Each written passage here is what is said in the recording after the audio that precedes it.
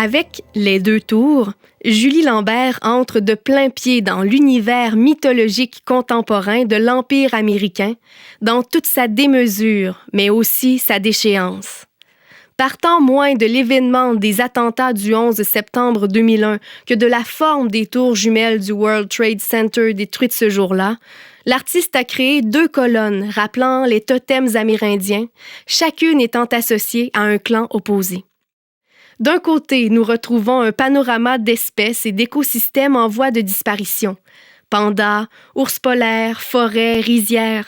Certaines sections de la tour évoquent aussi des civilisations disparues, comme celle de l'île de Pâques, au Chili, illustrant bien le possible déclin qui guette toute société évoluée, même d'un point de vue technologique, si l'équilibre des ressources environnementales est rompu.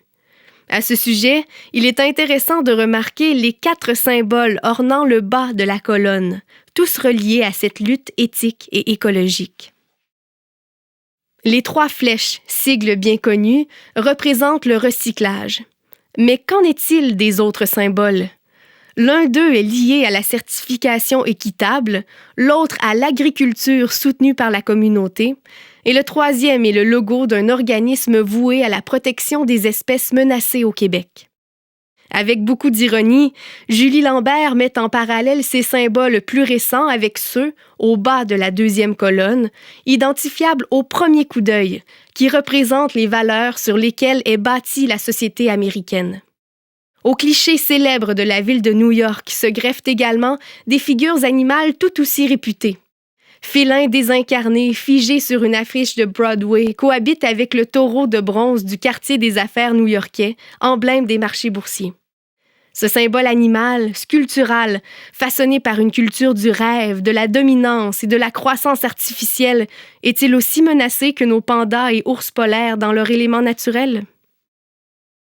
Même les étoiles qui brillent ne sont pas accrochées au firmament, mais ornent plutôt un drapeau qui flotte aux 4 coins du globe. Seule percée dans le cœur des 2 tours, une fenêtre donnant sur un œuf, bleu d'un côté, doré de l'autre. Ces œufs, énigmatiques, sont à la fois rassurants et angoissants. D'une part, ils évoquent la vie, l'incubation de quelque chose de neuf dans cette fatale dichotomie, encore une fois, entre l'écologie et l'économie. D'autre part, cependant, le spectateur est frappé d'inquiétude en constatant que personne ne semble prendre soin de ses œufs, de sorte qu'il s'agit peut-être d'un espoir mort-né. Et, au final, une question demeure. Si l'incubation arrive à terme, qu'est-ce qui va sortir de ces œufs?